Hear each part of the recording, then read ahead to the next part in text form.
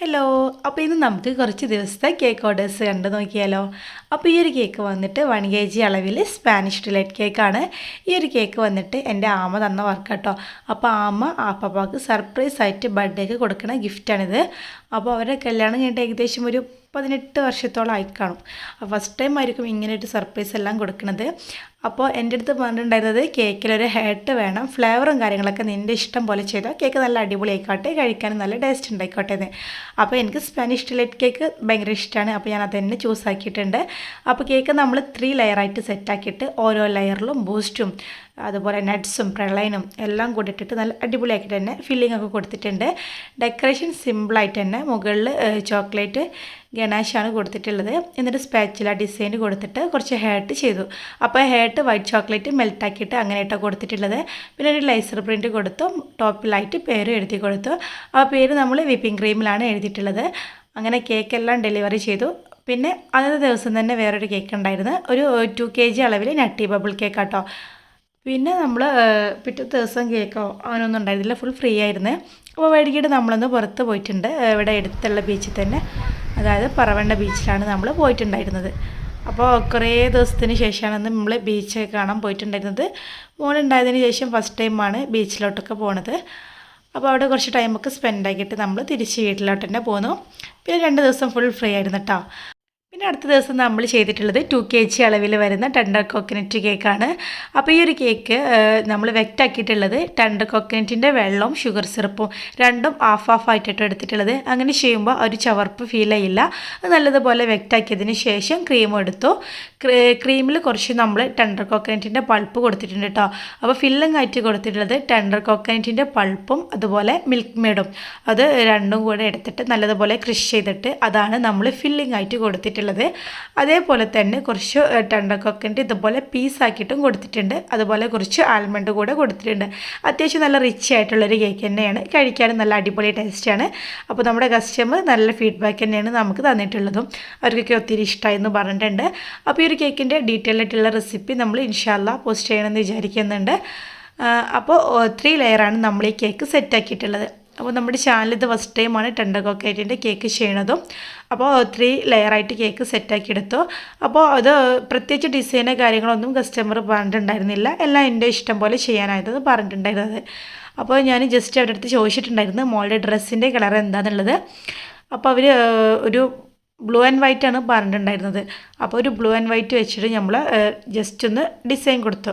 അപ്പോൾ crumb coat ചെയ്ത് വെച്ചിട്ടുണ്ടായിരുന്നു. അപ്പോൾ ഞാൻ വിചാരിച്ചു ആ ദിവസം തന്നെ മോളുടെ ഹാഫ് ബർത്ത് എടുത്തിട്ടുണ്ടായിരുന്നു കേട്ടോ. അപ്പോൾ നമുക്കൊന്ന് അതിന് വേണ്ടി ജസ്റ്റ് ഒരു കേക്ക് ഉണ്ടാക്കിയിട്ടൊന്ന് പിക്ക് എടുക്കാമെന്ന് വിചാരിച്ചു. അപ്പോൾ ഒരു 1/2 kg കേക്കാണ് ബേക്കാക്കി എടുത്തിട്ടുള്ളത്. അത് 7 ഇഞ്ചിൽ ബേക്കാക്കി എടുത്തിട്ട് നമ്മൾ 2 ലെയർ കിട്ടിയിരുന്നു, അത് ഹാഫ് കട്ടാക്കി എടുത്തപ്പോൾ 4 ലെയർ ആക്കിയിട്ടാണ് സെറ്റാക്കിയിട്ടുള്ളത്. അപ്പോൾ ഇതിലും നമ്മൾ വെക്റ്റാക്കിയതിന് ശേഷം ക്രീം കൊടുത്തു. ദെൻ നമ്മൾ ടെൻഡർ കോക്കനറ്റിൻ്റെ ബൾബും മിൽക്ക് മെയ്ഡും കൂടി ക്രഷ് ആക്കിയിട്ടുള്ളത് കൊടുത്തു. അതേപോലെ തന്നെ കുറച്ച് ടെൻഡർ കോക്കനറ്റ് പീസാക്കിയിട്ട് അതുകൂടെ ചേർത്ത് കൊടുത്തിട്ടുണ്ട്. അതുപോലെ തന്നെ ഈ ടെൻഡർ കോക്കനറ്റ് കേക്ക് പേഴ്സണലി എനിക്ക് നല്ല ഇഷ്ടമുള്ളൊരു കേക്ക് തന്നെയാണ്. അപ്പോൾ ഈ കേക്ക് നമ്മൾ 4 ലെയറായിട്ട് തന്നെയാണ് സെറ്റാക്കി എടുത്തിട്ടുള്ളത്. അങ്ങനെ ഇത് നമ്മൾ സെറ്റാക്കി എടുത്തതിന് ശേഷം കുറച്ച് ടൈം ഒന്ന് റെസ്റ്റ് ചെയ്യാൻ വെച്ചിട്ടുണ്ടായിരുന്നു. അപ്പോൾ ഈ കേക്കായി കാരണം അത് നല്ലപോലെ സ്റ്റാക്കായി നിൽക്കാൻ വേണ്ടിയിട്ട് ഞാൻ സ്ക്യൂർ കൊടുത്തിട്ടുണ്ടായിരുന്നു കേട്ടോ. എന്നിട്ടാണ് സ്ക്യൂർ കൊടുത്തതിന് ശേഷമാണ് അത് ക്രം കോട്ട് ചെയ്തിട്ടൊന്ന് സെറ്റാക്കാൻ വെച്ചിട്ടുള്ളത്. അപ്പോൾ ആ ഒരു സമയം നമ്മൾ നേരത്തെ റെഡിയാക്കി വെച്ചിട്ടുള്ള ആ 2 kg അളവിൽ വരുന്ന കേക്ക് നമ്മൾ ഫൈനലൈസിങ് ചെയ്യാണ്. അപ്പോൾ ഞാൻ ജസ്റ്റ് ബ്ലൂ ഷെയ്ഡ് വേണ്ടിയിട്ട് നൈഫിൽ കുറച്ചൊരു കളറാക്കിയിട്ടോ കൊടുത്തിട്ടുള്ളത്. അങ്ങനെ ആകുമ്പോൾ ഓവർ കളറും കിട്ടില്ല, ജസ്റ്റ് ഒന്ന് ഡിപ്പ് ചെയ്തത് പോലെ ആക്കിയിട്ടാണ് കൊടുത്തിട്ടുള്ളത്. എന്നിട്ട് ഞാൻ മുകളിൽ സ്പാച്ചുല ഡിസൈനും കൊടുത്തു. ഇനി ഡെക്കറേഷനൊക്കെ അടുത്ത ദിവസം ചെയ്യാമെന്ന് വിചാരിച്ചു. അപ്പോൾ നമ്മൾ റെഡിയാക്കി വെച്ചിട്ടുള്ള ഹാഫ് ബർത്ത്ഡേ കേക്ക് മോളുടെ ഡ്രസ്സിൻ്റെ കളറ് ബ്ലാക്ക് ആൻഡ് യെല്ലോ ആയിരുന്നു. അപ്പോൾ ജസ്റ്റ് ഒന്ന് കളർ കൊടുത്തിട്ടുണ്ട്, അതിലും ഓവറായിട്ട് കളർ കൊടുത്തിട്ടില്ല, നമുക്ക് തന്നെ കഴിക്കാനുള്ള കാരണം ജസ്റ്റ് ഒന്ന് കളർ കൊടുത്തിട്ടേ ഉള്ളൂ. പിറ്റേ ദിവസം നമ്മൾ ആ കേക്ക് ഒന്ന് ഫൈനലായിട്ട് ഡെക്കറേഷൻ ചെയ്യാണ്. അപ്പോൾ ഞാൻ ടോപ്പിൽ ഇതുപോലെ തന്നെ ടെൻഡർ കോക്കനറ്റിൻ്റെ ബൾബ് ഉണ്ടല്ലോ അത് കൊടുത്തിട്ട് ജസ്റ്റ് ഒരു സ്പാച്ചുല ഡിസൈൻ കൊടുത്തു. എന്നിട്ട് കേക്കിൻ്റെ ഒരു സൈഡിൽ നിന്ന് കുറച്ച് പോർഷൻ ഒന്ന് കട്ട് ചെയ്ത് മാറ്റിയിട്ടുണ്ട്.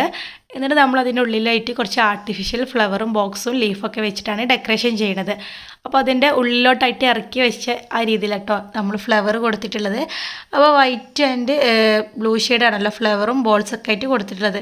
അപ്പോൾ 2 വൈറ്റ് ഫ്ലവറും ഒരു ലൈറ്റ് ആഷ് കളർ ഫ്ലവറും കുറച്ച് ആർട്ടിഫിഷ്യൽ ലീവ്സും അതുപോലെ തന്നെ ഒരു ബ്ലൂ വരുന്ന ഫോക്സ് ബോൾ കൊടുത്തു. അതുപോലെ തന്നെ ഒരു ലേസർ പ്രിൻ്റ് കൂടെ കൊടുത്തിട്ടുണ്ട്. എൽസ തീമിൽ വരുന്ന എൽസൻ്റെ ഒരു ലേസർ പ്രിൻ്റ് കൂടെ കൊടുത്തു. ദെൻ മുകളിലായിട്ട് കുട്ടിയുടെ പേര് കൂടെ എഴുതി കൊടുത്തിട്ടുണ്ട്.